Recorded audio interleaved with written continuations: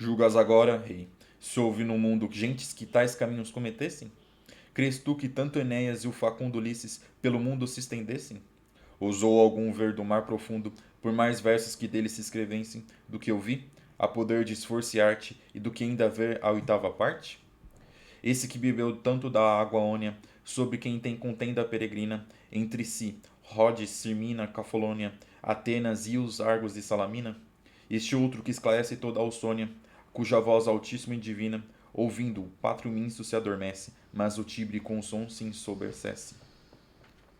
Cantem, louvem e escrevam sempre extremos de seus semideuses, e encareçam, fingidas mágoas circes, polífemos, sirenas que o canto os adormeçam. Dele mais navegar a vela e remos, os cicones e a terra onde se esqueçam os companheiros, e gostando o loto, dele de perder as águas o piloto. Ventos soltos lhe finjam, e imaginem dos odres e calipsos namoradas, arpias que o manjar lhe contaminem, descer as sombras nuas já passadas. Que por muito e por muito que se afinem, nestas fábulas vãs também sonhadas, a verdade que eu conto nua e pura, vence toda a grandíloca escritura. Da boca do facundo capitão, pendendo estavam todos embebidos, quando deu fim a longa narração dos altos feitos grandes e subidos. Louvo o rei o sublime coração, dos seis em tantas guerras conhecidos, da gente louva a antiga fortaleza, lealdade de ânimo e nobreza. Vai recontando o povo que se admira, o caso a qual o mais que notou. Nenhum deles da gente os olhos tira, que tantos longos caminhos rodeou.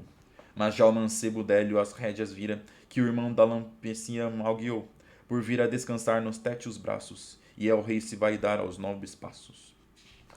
Quão doce é o louvor e a justa glória dos próprios feitos com dos são suados. Qualquer nobre trabalhe bem que em memória vença ou iguale os grandes já passados. As invejas da ilustre lei história fazem mil vezes feitos sublimados. Quem valorosas obras exercita, louvor a lei esperto e incita. Não tinha tantos feitos grandiosos de Aquiles, Alexandre na beleza, quando de quem o canta os numerosos versos. Isso só louva e isso só deseja. Os troféus de Mencíades famosos, Temístocles despertam só de inveja, e diz que nada tanto deleitava como a voz que seus feitos celebrava. Trabalha por mostrar Vasco da Gama que essas navegações que o mundo canta não merecem tamanha glória e fama como a sua que o céu e a terra espanta. Se, mas aquele herói que estime e ama com dons, mercês, favores e honra tanta, a lira maltumana faz que soe, Enéas e a Roma a glória voe. Dá à terra lusitana Cipiões, Césares, Alexandres e dá Augustos, mas não lhe dá contudo aqueles dons cuja falta faz os duros e robustos. Otávio, entre maiores opressões, compunha versos outros e venustos. Não dirá Fúvia certo que é mentira, quando o deixava Antônio por Gafrina. Vai César sojugando toda a França, e as armas não lhe impedem a ciência, mas numa mão e noutra, numa mão a pena e noutra lança, igualava de Cícero a eloquência. O que de Cipião se sabe e alcança, é nas comédias grande experiência. Li Alexandre é Homero de maneira que sempre se lhe sabe a cabeceira. Enfim, não houve forte capitão que não fosse também douto e ciente da Lácia grega ou bárbara nação, senão da portuguesa tão somente. Sem vergonha ou não digo que a razão de algum não ser por versos excelentes é não se ver prezado verso e rima, porque quem não sabe arte não estima. Por isso, e não por falta de natura, não há também Virgílios nem Homeros, nem haverá se este costume dura, Pios, Enéas nem Aquiles feros. Mas o pior de tudo é que a aventura, tão ásperos os fez e tão austeros, tão rudos e de engenho tão remisso, que a muitos lhe dá pouco ou nada disso. As musas agradeçam ao nosso Gama o muito amor da pátria que os obriga a dar aos seus liro em nome e fama de toda a ilustre e bélica fadiga. Que ele, nem que na estirpe que seu se chama, Calíope não tem por amiga, nem as filhas do Tejo, que a deixassem as telas do outro fino e que o cantassem. Porque o amor fraterno e puro gosto de dar todo o ilustre e lusitano feito, seu louvor é somente pressuposto das tages de gentis e seu respeito. Porém não deixe em fim de ter disposto ninguém as grandes obras sempre o peito, que por esta ou por qualquer outra via perderá seu preço e sua valia. Bom, essas aqui são as estrofes finais do quinto canto dos Lusíadas, onde nós vemos aqui a conclusão da narração do Vasco da Gama, que ele faz para o rei de Melinde, e nós também vemos aqui algumas considerações, mais precisamente alguns lamentos que Camões tem com o desprezo que os nobres e reis portugueses têm com as artes e com as ciências. Tudo bom, pessoal? Caio Mota Ribeiro aqui em mais um vídeo com vocês, dessa vez lendo os últimos versos aqui do quinto canto dos Lusíadas. Eu li com vocês e vou estar explicando aqui, fazendo alguns comentários da estrofe 86 até a centésima, que é a última, né? Ou seja, o 86ª até a centésima estrofe aqui do quinto canto dos Lusíadas. Eu vou estar vendo aqui com vocês nesse vídeo de hoje. Como sempre, né? Vamos recapitular um pouco o que a gente leu na história até agora. Vasco da Gama e seus marinheiros deixaram as terras de Portugal e foram alcançar as terras da Índia. Isso aqui ocorreu na época do rei Manuel I. Ele, seguindo a tradição dos monarcas portugueses, deseja estar expandindo os seus domínios, né, os territórios de Portugal, que agora, né, é o Império Português. Então, ele foi e ordenou que fosse lançada essa empreitada e deixou nas mãos do Vasco da Gama. Uma coisa que eu sempre saliento para vocês desde os nossos primeiros vídeos é que quando o Camões começa a narrar a empreitada do Vasco da Gama, que é o evento central, mas não é o único, né? Apesar de ser o principal evento, né? Não é o contexto geral, mas quando ele começa a narrar a viagem do Vasco da Gama pra gente, ele não começa desde o começo. Ele não fala, Vasco da Gama partiu das praias de Lisboa e foi navegando pela costa africana oriental, contornando ela até chegar no Oceano Índico e depois na Índia. Ele não começa assim. Ele já começa a narrar pra gente, lá no primeiro canto, quando o Vasco da Gama e seus marinheiros estão navegando ali entre o norte de Madagascar e o norte de Moçambique, né? Do atual Madagascar e da atual Moçambique. Tá passando por algumas ilhas ali e ele acaba encontrando alguns muçulmanos e depois, né, tem várias desventuras até que ele chega nesse reino de Melinde aqui. Então, só depois, né, quando ele chega nesse reino de Melinde, é que o Camões vai estar cantando pra gente o que aconteceu antes disso. Como a gente já viu, no final do segundo canto, os portugueses são guiados pela ajuda dos deuses até o reino de Melinde. Diferente do que aconteceu no reino muçulmano de Moçambique e no reino muçulmano de Mombasa, os muçulmanos aqui de Melinde não querem matar os portugueses. A gente viu na nossa leitura que o deus Baco manipulou os muçulmanos de Moçambique e Mombasa contra os portugueses. E os portugueses só não caíram numa armadilha mortal porque eles foram salvos pela deusa Vênus. E também, né, depois disso, foram guiados até esse reino de Melinde, que é um reino amigável. Aqui os deuses espalharam o bom nome dos portugueses para fazer com que esse povo muçulmano gostasse deles. Então, quando Vasco da Gama e seus marinheiros chegam ali, eles são muito bem recebidos. Tanto que o rei de Melinde vai até as naus portuguesas para conhecer Vasco da Gama pessoalmente e pede para ele estar contando toda a história de Portugal. Ele pede para ele estar cantando, descrever como é o território onde está o reino de Portugal, né, o Império de Portugal. Falar sobre os antepassados portugueses, falar sobre os eventos que levaram ao surgimento do reino de Portugal, as grandes guerras que os monarcas portugueses foram travando enquanto iam expandindo os domínios de Portugal, principalmente as guerras contra os muçulmanos. E depois disso, depois de contar a história de Portugal, que conte o que levou o atual rei de Portugal, que é o rei Manuel I, a lançar essa empreitada. E como é que foi a empreitada? Ou seja, ele também pede para que Vasco da Gama conte o que ele viu durante a jornada dele até aqui. Ou seja, desde o momento que ele saiu de Lisboa até ele contornar a África e chegar ali em Melinde, que fica no norte da África Oriental. Nesse momento, os portugueses estão navegando na costa africana oriental e estão ali atracados ao norte, ali no norte dela. Próximo dali, bem mais para um pouco ao norte de Moçambique. Então Camões se utiliza desse encontro do Vasco da Gama com esse rei muçulmano africano para estar contando a história de Portugal, o que aconteceu antes de Vasco da Gama. Porque eu sempre falo isso para vocês, os Lusíadas não está cantando só a empreitada do Vasco da Gama, é o principal evento ali, mas o Camões está cantando os grandes feitos do povo lusitano, por isso que chamou os Lusíadas. Então nesse encontro, onde o Vasco da Gama, né, Camões, por meio do Vasco da Gama, vai estar contando a história de Portugal, começa no terceiro canto, ele vai estar contando os antepassados portugueses. Antes disso ele descreve um pouco o território da Europa, mas vai contar os antepassados portugueses, né, os antigos lusitanos. Depois ele vai falar sobre as grandes guerras que ocorreram ali na Península Ibérica, na época da Reconquista, onde os reis cristãos foram travando várias batalhas contra os muçulmanos e expulsando eles dali da Península Ibérica, né, jogando eles de volta para a África. Então a gente vê isso ali, ou seja, esse momento da obra é Camões cantando os grandes feitos dos monarcas portugueses. Mais pra frente na obra a gente vai ver os grandes feitos que ocorrem depois de Vasco da Gama. Aqui dando um spoiler, quando eles estão voltando de Calicut, que é um reino ali na Índia, ou seja, quando Vasco da Gama chega ali, ocorrem várias situações ali, quando ele volta, ele e seus marinhos estão voltando, a deusa Vênus recompensa eles com uma ilha com um banquete na Ilha dos Amores, né? Eles também namoram com várias ninfas, mas ali nesse banquete que ocorre nessa ilha, uma ninfa sereia começa a cantar o futuro, onde ela vai cantar os grandes feitos que os portugueses vão realizar nas próximas empreitadas rumo à Índia. Ou seja, os eventos, as batalhas, as grandes conquistas dos portugueses depois de Vasco da Gama. Então, Camões, aqui do terceiro até o quinto canto, ele canta, né? Mais precisamente do terceiro até o quarto, ele canta os grandes feitos realizados depois de Vasco da Gama. Durante todos os Lusíadas ele canta os grandes feitos realizados por Vasco da Gama nessa empreitada. E nesse momento aí, né, nesse jantar, e também quando a gente vê lá no segundo canto o encontro de Vênus com Júpiter também fala dos futuros feitos dos portugueses. Então, Camões também canta o que acontece depois de Vasco da Gama. Porque, como eu já falei para vocês, o Camões publica os Lusíadas em 1572, se eu não me engano. Ou seja, várias décadas depois da empreitada do Vasco da Gama. Para quem ainda não se lembra, Vasco da Gama deixa as praias de Lisboa no dia 8 de julho de 1479. Ele volta no ano seguinte. Então, ocorreu essa empreitada. A primeira empreitada bem sucedida dos portugueses rumo à Índia aconteceu no final do século XIV. Então, Camões escreveu os Lusíadas várias décadas depois. Então ele sabe o que os portugueses fizeram depois do Vasco da Gama. Então a gente vê isso depois dos Lusíadas. Eu estou salientando isso porque é um ponto muito importante. A gente nunca pode se esquecer. Camões está cantando os grandes feitos do povo de Portugal.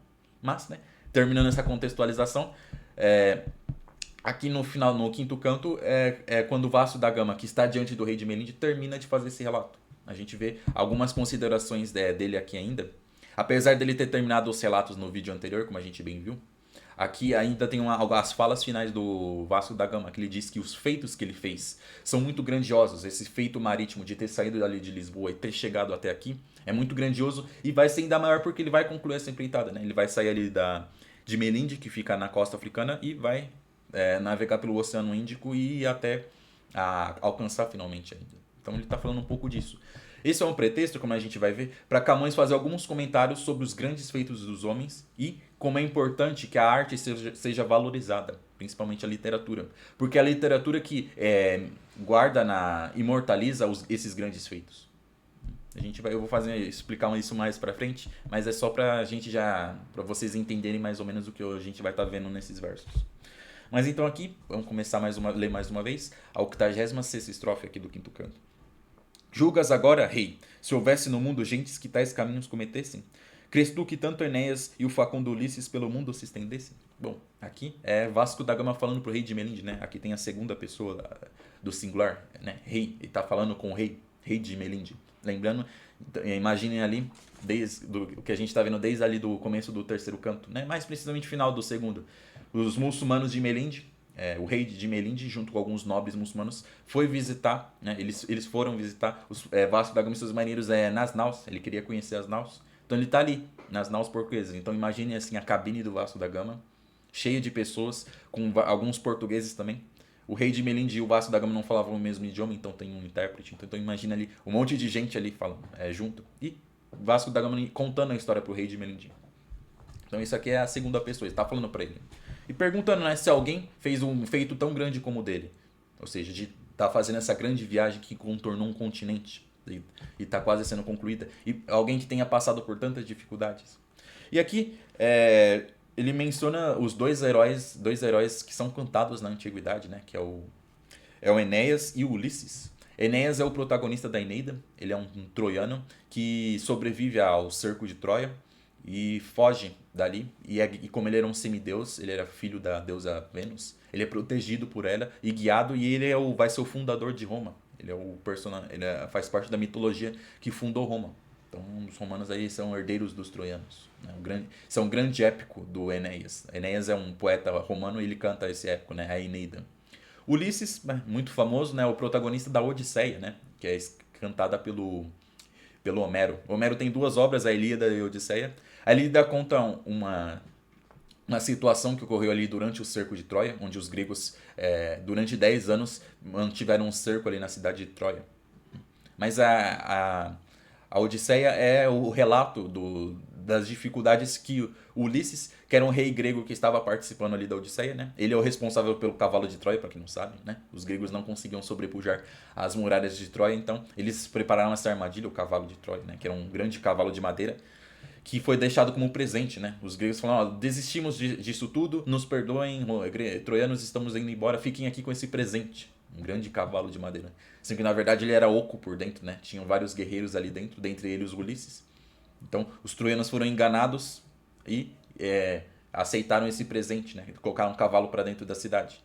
O que aconteceu é que durante a noite os gregos abriram a barriga do cavalo de madeira e saíram, abriram os portões para que o exército que estava escondido, que não tinha ido embora, entrasse na cidade e saqueasse. Eles incendeiam e destroem Troia. Então, aí o final, o desfecho da famosa Guerra de Troia. A maioria das pessoas sabe mais ou menos o que aconteceu. Mas o Ulisses, pela arrogância dele, ele desrespeitou os deuses.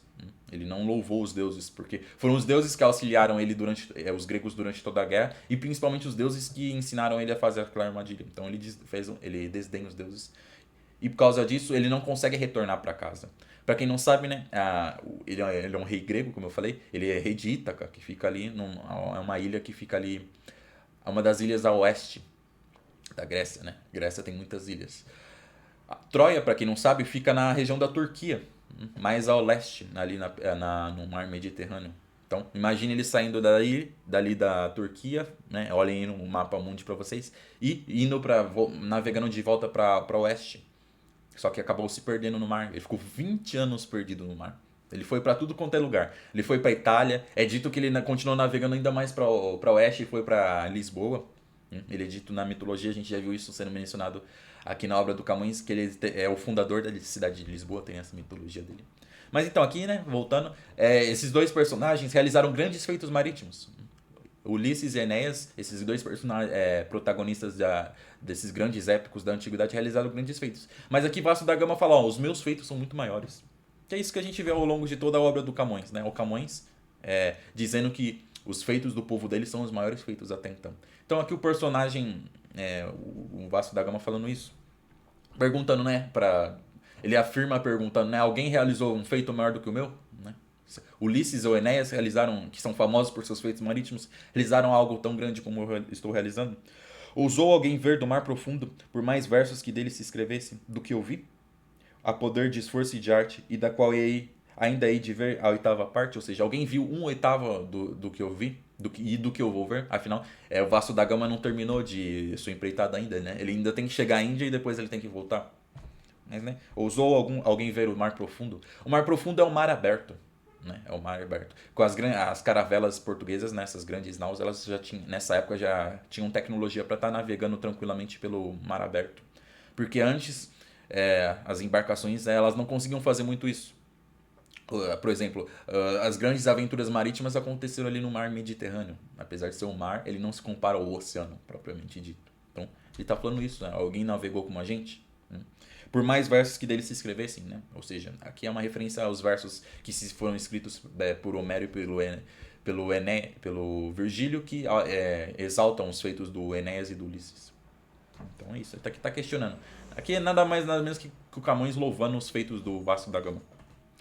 Esse que bebeu tanto d'água ônia, sobre quem tem contenda peregrina, entre si Rhodes, Sermina, Calofônia, Atenas e os Argos e Salamina. A partir dessa estrofe, até a final até 89, vou começar a ler 87 com vocês, né, 87ª, o Camões, o Vasco da Gama ainda, né, as falas dele, ele mencionando aí os grandes feitos que são contados pelo Virgílio e pelo Homero, né? Ele vai falar sobre isso, ele está mencionando esses dois nessa estrofe, e comparando e dizendo que os feitos que eles cantam, as obras que eles cantam são todas mentirosas, são todas fantásticas, são fábulas. Por mais que se diga que são grandiosas, não passam de fábulas. E os feitos dele, do Vasco da Gama, são todos reais e muito mais grandiosos. Ou seja, ele não precisa tá engrandecendo nada e inventar algumas coisas, falar que passou por criaturas mitológicas, como é dito por aqui. Eu tenho que falar isso porque essas próximas estrofes, eu tenho que falar isso pra vocês, porque essas próximas estrofes são confusas, às vezes a gente perde o contexto, do que ele tá falando. Por isso eu tô explicando aqui devagarzinho com vocês. Então, esse que bebeu tanto da água ônia, sobre quem tem contenda peregrina, né? Ou seja, é uma referência ao Homero. A água ônia é uma referência à água do Hipocrene. Quem ainda já está acompanhando os nossos vídeos já deve ter, não deve ter se esquecido de quando eu falei que na mitologia da antiguidade é dita que a água do Hipocrene, que é uma fonte, todas as fontes da Grécia, né, de onde nascem os rios, é dito que são habitadas pelas ninfas e pelas musas, que são seres mitológicos, né, damas, mulheres mitológicas, e que elas inspiram os poetas. Então aqui é uma referência ao Homero, aquele que bebeu dessas águas, né, que tomou inspiração dessas águas. Então, ainda aqui é uma forma poética de se referir a ele, né? Ele que tem contenda peregrina, Rhodes, Sirmina, Cafolônia, Atenas e os Argos de Salamina. A origem do Homero é bem desconhecida, né? Afinal, né? Pro próprio Camões já é mais obscuro ainda, né? Se eu não me engano, o Camões nunca chegou a ler propriamente o Homero, né? Ele conhece os gregos pelo que os romanos falam, se eu não me engano. Mas aqui, né, a, a hereditariedade do Homero é questionável, né? Essas cidades aqui, Rhodes, Sirmina, Calofônia, Atenas e os Argos, todas elas dizem, não, o Homero nasceu aqui. O Homero é tão grandioso que essas cidades disputam o nascimento dele. De tão grandioso que ele é. Não, ele nasceu aqui, ele é nosso filho. Aqui é uma forma poética de se referir, que o Camões utiliza para se referir ao Homero. E na próxima aqui, na metade final dessa estrofe, é uma forma poética de se referir ao Virgílio, que, como eu falei, é o poeta romano. Então, este outro que esclarece toda a Aussônia, a cuja voz altíssima e divina, ouvindo, o pátrio menso se enobrece, mas o tíbrio com som se ensoberbece. Né? Aqui é uma referência ao Virgílio, né? Este outro, ou seja, este outro poeta. No começo da estrofe ele falou de um poeta que bebe a água a água ônia, ou seja, as águas do Hipocrene lá na Grécia. Agora este outro que esclarece toda a Aussônia. A Aussônia é a Itália. Ou seja, ele enobrece toda a Itália, né? Que isso que o Virgílio fez, né? É dito que o Virgílio está quase tão grande quanto o Império Romano, quanto os grandes romanos, para vocês verem o quão grandioso é esse poeta romano. Então, cuja voz altíssima e divina, ouvindo o pátrio menso se adormece, né? O rio menso, né? Um rio ali da Itália, né? Ele fica adormecido ao ouvir a voz do Virgílio, ouvir o Virgílio cantar seus versos. Mas o Tibre com som se ensoberbece, ou seja, enquanto o rio Tibre fica ensoberbecido. Ou seja, aqui é uma forma poética, né? Essa estrofe, que é bem confusa, né? Quem não estiver prestando atenção às vezes pode se confundir. Camões, Camões por meio de Vasco da Gama mencionando o Homero no começo e o Virgílio. Por quê? Porque nas próximas estrofes, né? A 88 e a 89, ele vai estar reduzindo os feitos que esses dois cantam. Né? Falando que eles estão cantando nada mais que fábulas para engrandecer a obra deles. Né? Cantem, ou seja, esses dois, né, cantem no plural. Né? Aqui é o plural de cantar, ou seja, Homero e Virgílio cantem, louvem e escrevam sempre extremos de seus semideuses. Ou seja, né, ao falar de seus semideuses, que é Ulisses, né, e também a gente vê na Ilíada do Homero, ele fala que o protagonista é o Aquiles, né, o famoso Aquiles, filho da ninfa Tétis. Mas enquanto o Virgílio, né, que canta as navegações do Enéas, que é filho da Vênus. Ou seja, eles estão, ao falar de seus heróis, eles têm que dizer que eles são filhos de deuses, semideuses. Ou seja, aqui é a crítica que é feita nessas estrofes, que o Homero e o Virgílio têm que se utilizar todo de uma fábula para engrandecer os feitos dos seus protagonistas. Então aqui, ó, mais fábulas que eles acrescentam, né? Encareçam, né? Mais propriamente, eles encarecem, ou seja, deixam mais caro. Fingindo magas Circes, Polífemos, sirenas que com canto os adormeçam. Então, vamos explicar aqui, né? Magas Circes, né? É dito que essa maga ela apareceu essa maga principalmente na Odisseia ela aparece. Né? É uma maga que tenta prejudicar a viagem do Ulisses. Então, né? É colocada uma maga ali na história para engrandecer, para encarecer ela. Polífemos, né? Como a gente já viu, né? Polífemo é uma criatura, é um cíclope que o Ulisses encontra ali na Odisseia quando ele está voltando. Lembra quando eu falei que ele se perde e fica 20 anos perdido no mar? Nessa viagem que ele fica perdido, ele vai parando em vários locais. Um desses locais ele acaba encontrando esse gigante que é o Polífemo. Ou seja, aqui, né, tá falando que Homero e que o Virgílio ficam colocando essa criatura mitológica para estar engrandecendo a obra. Sirenas que com cantos adormeçam. Não é? O Ulisses, durante a sua viagem, encontrou as sereias, que são sirenas. Sereias, acho que todo mundo sabe. Todo mundo deve conhecer sereias como uma criatura meio peixe e meio mulher, meio peixe. Só que na obra da Odisseia, quando o Ulisses encontra a sereia, ela é meio mulher, meio pássaro. Tanto que é dito que as sereias cantam, né? Você já ouviu isso? As sereias cantam para os marinheiros e levam eles para a morte. Né? Agora uma pergunta, como é que um bicho que é meio peixe canta? Peixe canta? Peixe não canta, peixe nada. Qual o bicho que canta? São as aves. Então é por isso, né? As sereias aqui do Homero, elas são metade mulheres, metade aves, né? Então, uma ave que tem um belo canto e que seduz um homem, né? Uma criatura metade mulher, metade ave, né? É plausível que ela vai conseguir fazer isso. Mas, né, pra quem não sabe, Ulisses, né? Pra se livrar das sereias, ele tapou as orelhas com cera. E aí ele não ouviu o canto delas e ele conseguiu navegar por aquela região. Aqui, mais uma outra criatura mitológica que esses poetas da antiguidade colocam nas suas obras para estar encarecendo elas. Coisa que não precisa ser feito na... A história do Vasco da Gama não precisa ter ser feito.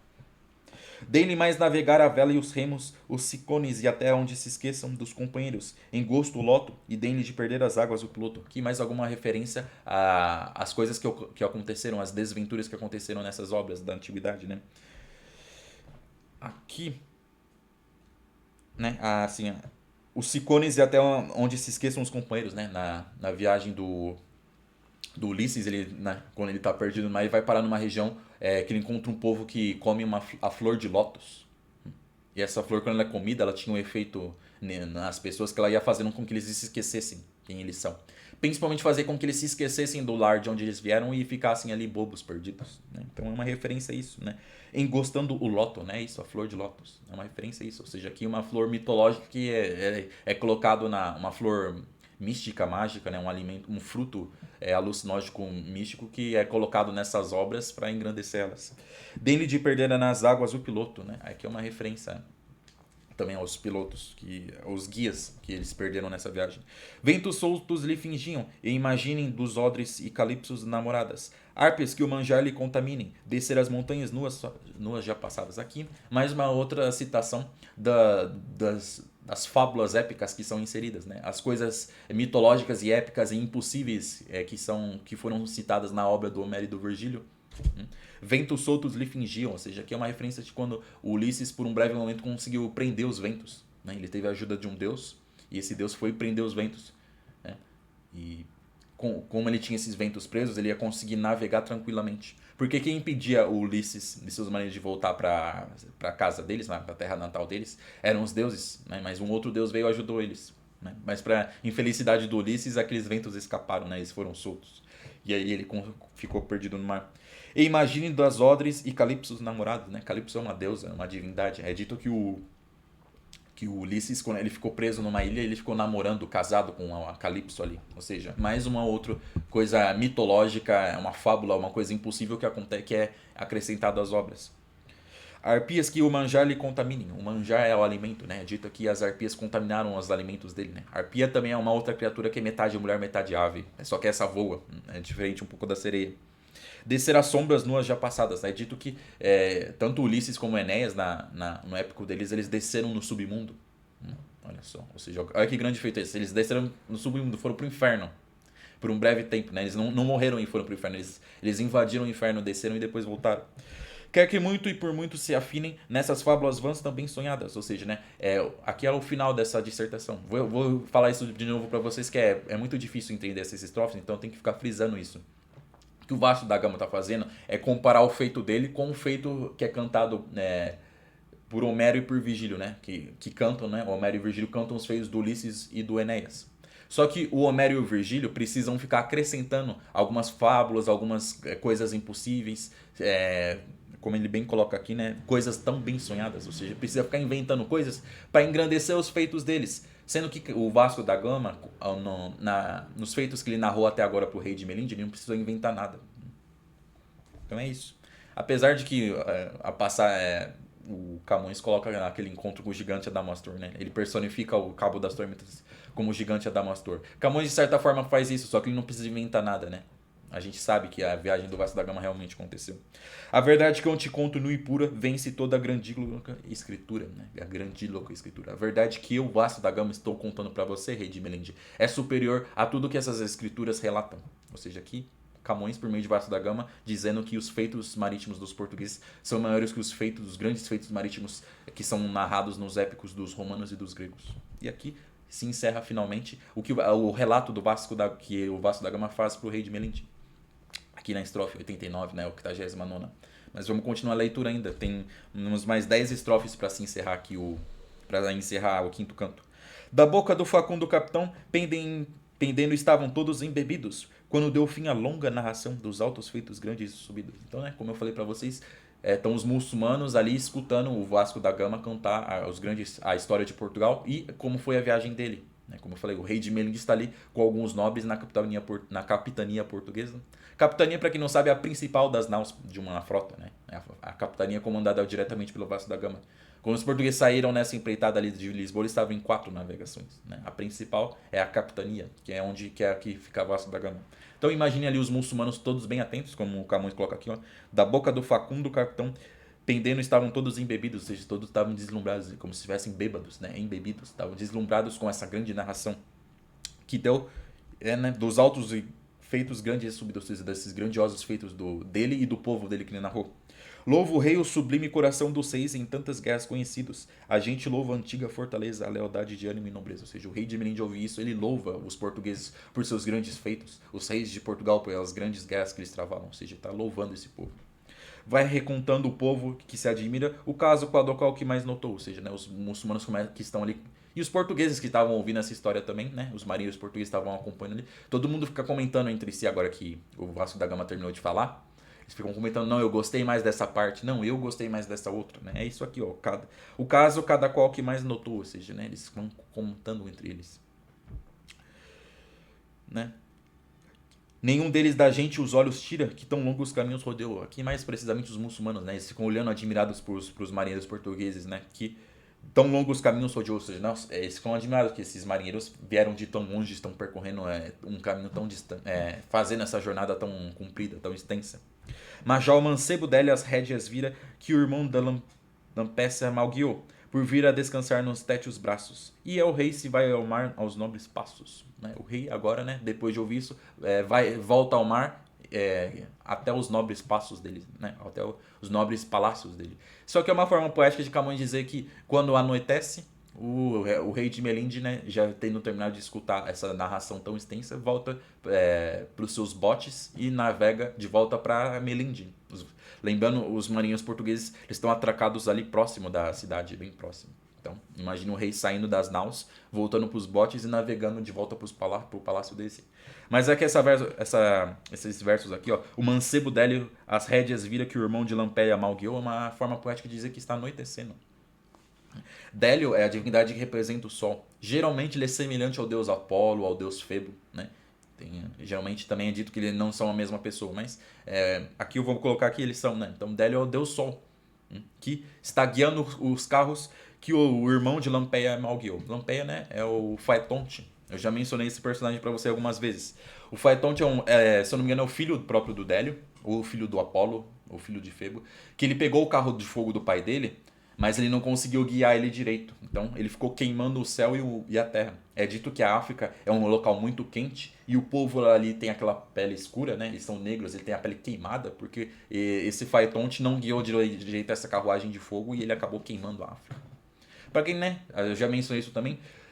Délio, Febo, o Apolo, né, que eu vou colocar isso como o mesmo personagem, na mitologia ele representa o Sol. Então esse movimento que a gente vê que quando o Sol nasce no leste, sobe e se põe no oeste, na mitologia diz que esse é o deus Febo, né, passando com sua carruagem de fogo, essa carruagem.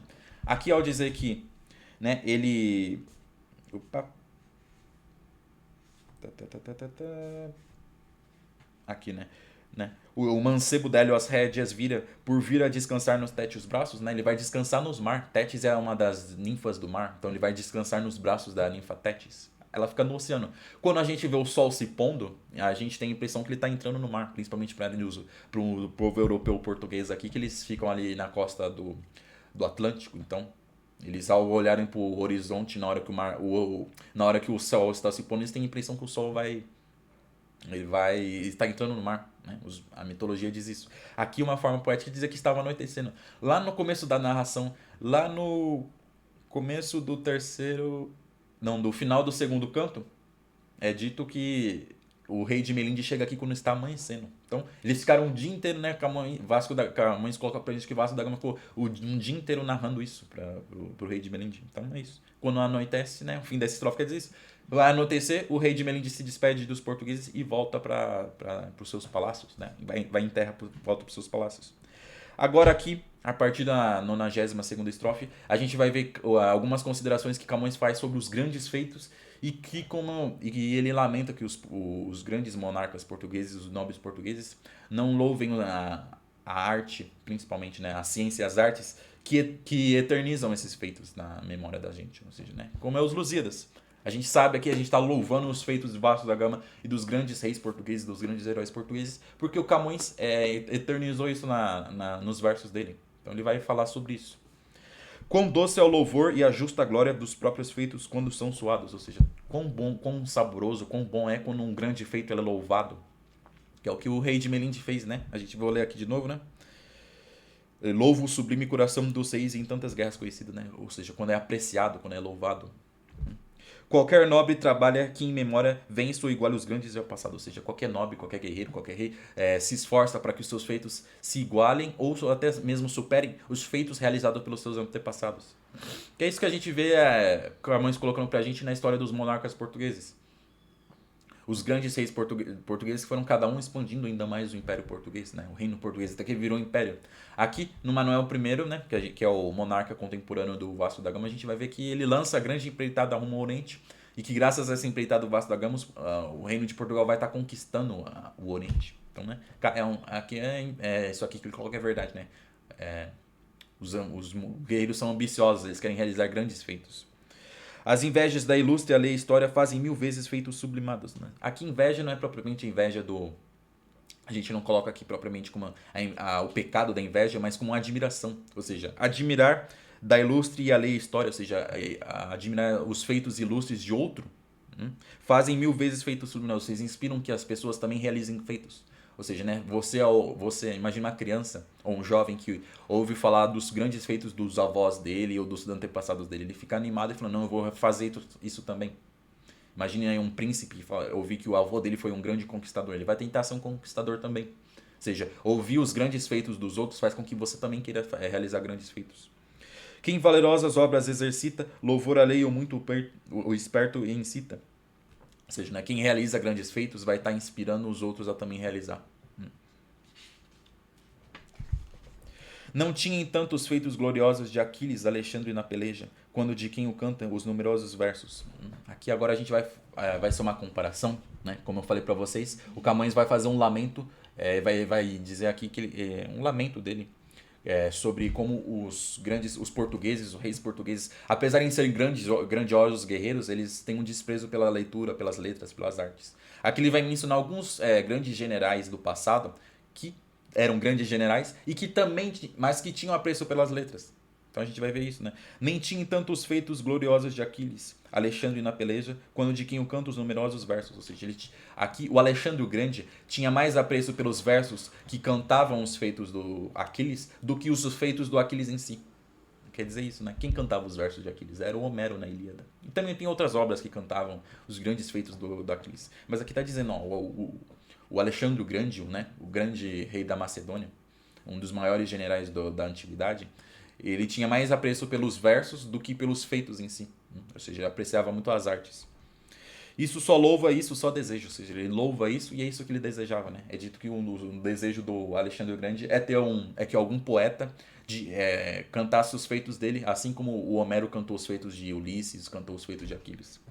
Os troféus de Melcíades famosos Temístocles despertavam só de inveja. Ou seja, aqui inveja mais ou menos. Aqui inveja quer dizer mais ou menos o desejo, ou seja, o grande Temístocles. Para quem não sabe, Temístocles foi um general, um comandante e político de Atenas, na Grécia, que defendeu, liderou os gregos contra os persas na Batalha de Maratona. Todo mundo conhece aí a história dos 300 de Esparta, né? São 300 guerreiros liderados por Leônidas, 300 espartanos, que lutaram contra o rei Xerxes e impediram por um breve momento que o grande exército dele invadisse ali na região de Salamina. Só que o Xerxes, ele tá continuando as tentativas, o que o pai dele tentou. O pai dele foi o Dario, e o Dario tentou invadir a Grécia, acho que uns 10 anos antes. E ele batalhou contra o Temístocles, e o Temístocles venceu ele. Então é uma referência a isso. Aqui o Temístocles é esse grande herói grego ateniense, né? Ele, né, os troféus de Melcíades famosos, ele desejava mais ser louvado pelo ser cantado, ele tinha inveja disso. E diz que nada tanto o deleitava com a voz que os seus feitos celebravam, né? Ou seja, ele tinha mais prazer em ser, nada dava mais prazer para ele do que ouvir os feitos dele ser cantados. Ou seja, aqui mais um personagem assim, mais um grande general da antiguidade, assim como Alexandre o Grande, que tem um grande apreço pelas letras, pela arte. É isso que está enfatizando aqui, ó, que Camões está falando pra gente, ó, vejam que esses generais do passado tinham prazer pelas artes. Trabalha por mostrar Vasco da Gama que essas negociações que o mundo canta não merecem tanta glória e fama como a sua. Ou seja, né? O Vasco da Gama, no que a gente viu anteriormente, né, que o Vasco estava dizendo, é que as grandes navegações do passado não se igualam à navegação que ele está fazendo agora, né? Não merecem tamanha fama e glória como a sua, ou seja, essas que são cantadas não são tão grandiosas como a sua. Que o céu e a terra espantam. Se, mas aquele herói que estima e ama com dons, mercês e favores a honra tanta, a lira mantua, faz que soe e Enéas e a Roma glória voe. Aqui é uma referência a um grande... apesar de mencionar que o Vasco da Gama se esforçou para que os feitos dele sejam grandiosos, quem apoia os poetas a cantarem os feitos, na verdade, é muito mais herói.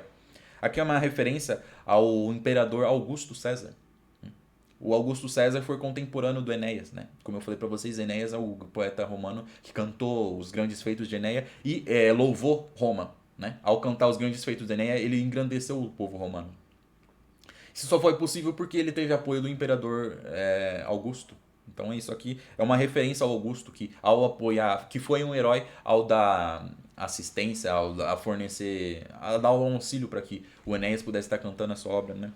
Mas aquele herói que estima e a ama com dons, mercês e favores e honra tanta, a lira manto, ou seja, aquele que favoreceu a lira. A lira, né, é um instrumento musical utilizado pelos poetas, é um tipo de arco, ou seja, né, aqui é uma forma de dizer que ele estava apoiando a lira do Enéas. Então, aqui tá o Camões está saudando o Augusto César por causa disso. Coisa que a gente vai ver que os nobres portugueses não fazem. Os reis portugueses, apesar de serem grandiosos em suas batalhas, desprezavam as ciências, as artes, os poetas. Isso é muito ruim. Da terra lusitana Cipiões, Césares, Alexandres e da Augustos, mas não lhe dá, contudo, aqueles dons cuja falta os faz duro e rudos. Então é isso que ele está falando aqui. Ó. Essas duas estrofes, a 94 e a 95, estão conversando nisso. Enquanto o Camões fala que o grande imperador de Roma, que é o Augusto César, favoreceu o seu contemporâneo que foi, e amigo, se eu não me engano, que foi o Enéas, os portugueses não fazem isso, né? Enquanto a Lusitânia terra dá Cipiões, César, Alexandres e Augustos, que são nomes de grandes generais, ou seja, a terra lusitânia dá do seu povo grandes generais, como o Cipião. Cipião foi um general romano que venceu o Aníbal Barca, a gente já viu ele sendo citado aqui. O César, né, a sequência dos grandes generais, né, Júlio César e seus sucessores. Alexandres, né, generais como Alexandre o Grande, e da Augustus, né, o general... Augusto não foi bem um general, mas ele foi um grande governante, ou seja... Embora a terra lusitana dê esses grandes generais, não lhe dá, contudo, aqueles dons cuja falta faz aos duros e robustos, ou seja, não dá para eles artes, ou seja, são monarcas ignorantes, brutos, quase bárbaros. É isso. Otávio, entre as maiores opressões, compunha versos doutos e venustos, ou seja, né, o grande general aqui, o Octaviano, enquanto ele, apesar de estar lutando em batalhas, ele sempre reservava um tempo para se dedicar à arte. É isso, né? Compunha versos doutos e venustos, ou seja, ele estava sempre compondo seus versos. Não dirá Fúvia certo que é mentira, quanto deixava Antônio por Galfira. Aqui é uma referência um pouco bem confusa e até difícil de interpretar, sobre um outro general que é contemporâneo aqui do Otaviano César, que é o Marco Antônio. Aqui está dizendo que eu interpreto que ele também sempre recitava versos de amores. Ele mesmo sendo um grande general, também compunha versos de amores aqui para suas amantes. Vai César subjugando toda a França e as armas não lhe impedem a ciência, mas numa mão a pena e noutra a lança, igualava de Cícero eloquência. Aqui é uma referência ainda ao Júlio César, que também era um grande general, mas não abandonava as artes, né? Aqui, ó, enquanto ele subjugava a França, né? É uma referência aí à guerra, à conquista da Gália, que ele fez na sua época. Que ele foi e conquistou toda aquela região da França, que na época dele se chamava Gália, as Guerras Gálicas. As armas não lhe impediam a ciência, ou seja, mesmo estando batalhando, ele não deixava a arte de lado, né? Igualava de Cícero a eloquência, ou seja, ele é tão eloquente quanto Cícero. Cícero era um contemporâneo dele, que era um político romano, que foi cônsul, né? E ele era muito conhecido por ser um grande orador. Ele não era grande general como César, mas ele era um grande orador. Ou seja, aqui falando, né? Mais um grande general do passado que o Camões menciona dizendo, ó, ele é um grande general e não só porque ele era general que ele abandonava as letras, né?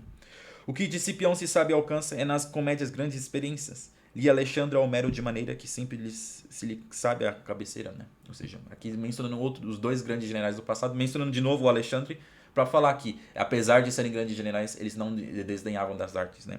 Cipião, como eu falei, Cipião, o nome dele, ele é conhecido como Cipião africano, aquele que nas suas campanhas na África, ele venceu o Aníbal Barca, né? É nas comédias grande experiência, ou seja, esse grande general gostava das comédias. Li Alexandre Homero de maneira que sempre se lhe sabe a cabeceira. Ou seja, o Alexandre o Grande gostava tanto do Homero que ele sempre tinha os livros dele na cabeceira. Ou seja, aqui Camões mencionando que esses generais não desdenhavam das artes.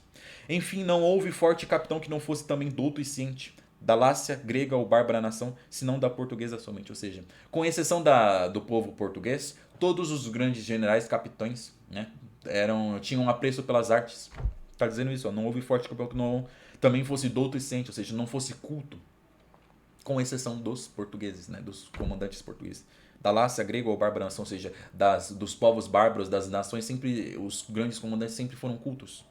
Se não da portuguesa tão somente, com exceção dos portugueses. Aqui, né, é uma crítica que Camões faz. É por isso que eu me estendi tanto nessa leitura com vocês, porque é difícil entender isso, essa crítica que Camões faz. Que está falando que da importância das letras. São as letras, são as artes, é a literatura aqui que a gente lê que imortaliza os grandes feitos desses grandes conquistadores. Mas esses grandes conquistadores portugueses não valorizavam as ciências. Ao contrário dos antigos, né? Ele listou aqui vários antigos generais e guerreiros e líderes que louvavam as ciências, as artes. Sem vergonha eu não digo que a razão de algum não vem ser por versos excelente, é não ser por prezado o verso e rima, porque quem não sabe arte não a estima. Aqui é uma crítica, ele está falando assim, ó, eu confesso, né? Sem vergonha eu não digo, ou seja, eu digo sem nenhuma vergonha que esses portugueses aqui não louvam as artes porque eles não conhecem as artes, ou seja, são incultos. Dá pra dizer, eles são burros. Dá pra dizer isso, eles são um bando de bárbaros burros. É essa a crítica que o Camões está fazendo, né? Porque aqui, ó, porque quem não sabe a arte não estima, ou seja, eles não estão estimando a arte porque eles nem conhecem a arte, ou seja, são iletrados. Uma crítica bem pesada que o Camões faz. Apesar dos Lusíadas, Camões está louvando aqui os grandes feitos do povo português, ele faz essas críticas aos portugueses também. Por isso, e não por falta de natura, não há também Virgílio nem Homeros. Ou seja, é por causa disso, ou seja, por causa dos desprezo dos governantes portugueses, dos generais portugueses pela arte, que em Portugal não existe grandes poetas como Virgílio e Homero. Na verdade existiu o Camões, mas só o Camões também. É uma crítica que ele faz. Nem haverá se o costume dura Pios Enéas e nem Aquiles Feros. Ele diz, ó, e se isso continuar, então vão surgir grandes generais como o Enéas e também como Aquiles. Ou seja, não vão ser cantados os feitos deles. Ou seja, dá para interpretar de duas formas, eu interpreto de duas formas. Que se essa incultura dos portugueses persistir, vão deixar de surgir grandes guerreiros conquistadores como Enéas e como o Aquiles ali em Portugal. Ou seja, essa grande geração de portugueses que foram grandes conquistadores vai começar a morrer, porque afinal eles não estão valorizando a arte. E também dá para interpretar que se isso continuar, logo ninguém vai mais estar cantando os grandes feitos dele. Dá para interpretar isso. Eu interpreto mais como essa segunda parte. Mas aqui é uma crítica que Camões faz aos portugueses. Mas o pior de tudo é que a aventura tão ásperos os fez e tão austeros, tão rudos e de engenho tão remisso, que a muitos lhe dá pouco ou nada disso. Ou seja, aqui está comentando. O pior dos portugueses é que, como eles são grandes conquistadores, isso acabou deixando eles rudes, ásperos. Ou seja, né, as grandes batalhas foram deixando eles muito rígidos. Ou seja, vão deixar eles ainda mais incultos. Né? E de engenho tão remissos, ou seja, um desprezo tanto pelo esforço das artes, né? Que a muitos lhe dá pouco, ou seja, de todos esses grandes monarcas, eles pouco estimam a arte, ou nada disso, ou nem disso, ou nem apreço tem. Ou seja, da grande maioria dos reis monarcas portugueses e dos nobres contemporâneos do Camões, né? Aqui ele coloca aqui, poucos estimavam a arte, estimavam bem pouco a arte ou nada disso, ou quase nada. Quer dizer isso. As musas agradeçam ao nosso Gama o muito amor da pátria que as obriga a dar aos seus Nalira o nome e fama de toda ilustre e bélica fadiga. Aqui, ou seja, né, o nosso Gama, que Camões está dizendo, Vasco da Gama tem que agradecer às musas. As musas, como eu já disse para vocês, são seres mitológicos que inspiravam os poetas a cantando seus grandes feitos. Elas também cantavam os grandes feitos dos antepassados. Isso é uma alusão aos próprios poetas, ou seja, Vasco da Gama tem que agradecer aos poetas. Ou melhor, Vasco da Gama e seus descendentes têm que agradecer a Camões. É Camões que está eternizando os feitos do Vasco da Gama aqui. É isso que está dizendo nesses versos. O muito amor da pátria que os obriga a dar nos seus nalira o nome e fama. Ou seja, ela, né, as musas, ao tocarem suas liras, ou seja, os poetas ao cantarem em seus versos os feitos de Vasco da Gama tem que estar agradecido por isso, né? De todo ilustre e bélica fama, ou seja, né, ele ao estar cantando os versos, os feitos de Vasco da Gama, ele está exaltando eles, fazendo com que eles sejam conhecidos. É uma certeza entre todo mundo que lê literatura que se não fosse Camões, muito provavelmente a gente nem ia conhecer Vasco da Gama direito. Ele ia ter caído no esquecimento. Tanto que não existem muitos registros da viagem do Vasco da Gama. Tem um ou outro, mas a gente conhece bem porque o Camões, que se eu não me engano ele é descendente do Vasco da Gama, né? Ele é da mesma família. Ele eternizou os feitos dele e dos portugueses na obra dele. Então é graças a ele que o Vasco da Gama é louvado até hoje. Provavelmente nem ia ter o time de futebol chamado Vasco da Gama, se não fosse pelo Camões. Ele quer dizer isso, né, nesses versos. Que ele, nem que na estirpe seu se chama, ou seja, que ele, Vasco da Gama, e que a sua estirpe, ou seja, os seus descendentes, os nobres que herdaram seu nome, Calíope não tem por amigo, ou seja, está aqui Camões lamentando, ou seja, Vasco da Gama e os seus familiares não tem a musa Calíope como amiga. A Calíope é uma musa, ou seja, né, a musa que representa a poesia, os poetas, ou seja, eles não louvam os poetas, eles não têm a poesia e as artes como amigos. Nem as filhas do Tejo, né, as ninfas nereidas, né, como a gente viu lá no começo da nossa leitura, né, o Camões diz que as águas do rio Tejo, que é um rio ali de Portugal, são habitadas pelas ninfas, ou seja, as águas também de Portugal também inspiram os poetas. Que deixassem as telas do Douro fino e que o cantassem, ou seja, eles por o Vasco da Gama, e aqui a gente pode expandir isso para todos os nobres reis portugueses, eles não querem ser amigo das ninfas, amigo dos poetas, o que é um erro, porque são eles que eternizam os feitos dele, que mantêm eles vivos na memória, né? Porque o amor fraterno e puro gosto de dar a todo lusitano feito o seu louvor é somente o pressuposto das tages de gentis e seu respeito. Ou seja, né, quem louva realmente os feitos dos portugueses são as tages. Aqui as tages simbolizam a poesia, ou seja, os poetas. São os poetas que por amor louvam e mantêm vivo os grandes feitos dos homens de Portugal. Dar ao todo lusitano o seu louvor, ou seja, são eles que louvam, né, somente o pressuposto das gentis tages de seus respeitos, ou seja, que as tages representam os poetas, a poesia. Porém, não deixem, enfim, de ter disposto ninguém a grandes obras sempre o peito, que por esta e por outra qualquer via não perderá seu preço e sua valia. Camões encerra aqui a última estrofe aqui do quinto canto, falando para as pessoas sempre continuarem lendo as grandes épicos, as grandes poesias, sempre manter a arte no coração, né? As grandes obras sempre o peito, ou seja, sempre o coração, né? Não perderá seu preço e sua valia, ou seja, quem faz isso não vai perder seu tempo, seu preço, não vai estar perdendo nada, pelo contrário, vai estar ganhando muito. Isso é verdade. E aí são um dos propósitos aqui do meu canal, né? Ler com você essa grande obra e aí a gente está conhecendo melhor a literatura para a gente estar se engrandecendo. Certo, pessoal? Terminando aqui a leitura, esse vídeo de hoje pode ter sido bem complicado, afinal esses estrofes, esses versos finais aqui do quinto canto, é difícil a gente estar entendendo se a gente não está contextualizando bem o que o Camões está dizendo, né? Aqui ele está criticando os portugueses, né, os nobres portugueses, por não louvarem as artes, né? Porque as artes elas têm que ser louvadas, os poetas têm que ser valorizados. São os literatos, são os poetas, são os artistas que imortalizam os grandes feitos. É isso aí que a gente tem que tirar, essa é a lição que a gente tem que tirar da leitura de hoje. Pedir para vocês estarem deixando um like nesse vídeo, se possível também comentar. Vou pedir para vocês não se esquecerem de assistir os vídeos anteriores aqui no meu canal do YouTube, para vocês se situarem melhor nessa leitura. Eu terminei de ler o quinto canto com vocês, mas o primeiro, segundo, terceiro e quarto canto, todos os estrofes, tudo está comentado da melhor forma possível para vocês. Então não deixem de acompanhar os meus vídeos para ajudar na leitura de vocês. Eu vou pedir para vocês também se inscreverem para estar acompanhando os próximos vídeos do canal. O próximo vídeo que eu vou publicar aqui para vocês é um resumo do quinto canto, né? Vou condensar aí o que a gente leu para facilitar a leitura de vocês aí, caso vocês queiram fazer uma ler de novo ou querer entender algum contexto do que é o quinto canto. Então, não deixem de se inscrever para estar acompanhando os meus próximos vídeos. Porque depois de resumir o quinto canto, eu começo a ler o sexto canto com vocês, que é quando Camões volta a navegar e rumo ao Oriente, né? O Camões não, Vasco da Gama volta a navegar rumo ao Oriente, né? Ele terminou essa grande narração que ele fez para o rei de Melinde e agora ele vai voltar junto com seus marinheiros a navegar nessa empreitada dele. Então não deixem de estar se inscrevendo para estar acompanhando esses próximos comentários. Também vou pedir para vocês olharem o link que está aqui na descrição desse vídeo, que é um e-book que eu estou vendendo para vocês. Né? É uma versão digital dos Lusíadas, toda comentada, por apenas R$10. Então é um e-book que eu estou disponibilizando aí para vocês. Como vocês bem devem ter percebido, é muito difícil dos Lusíadas. Eu que leio há alguns anos, eu gaguejo bastante, eu me confundo em alguns termos, às vezes eu esqueço algumas coisas, eu me perco às vezes também. Então, ter um manual, um guia, é essencial para a gente, para facilitar a nossa leitura. Afinal, eu sempre falo isso para vocês. Os Lusíadas, né? Camões canta a sua obra, né? Ela está cantando um épico clássico. Então, é a literatura no seu nível mais alto. Então, ele vai se utilizar de uma linguagem bem truncada e bem complicada às vezes. E só não bastasse isso, por ser um clássico, ele vai citar divindades, deuses, seres mitológicos, heróis do passado. A gente viu ele citar aqui, né, nesses versos que eu li com vocês hoje, uma penca de generais do passado.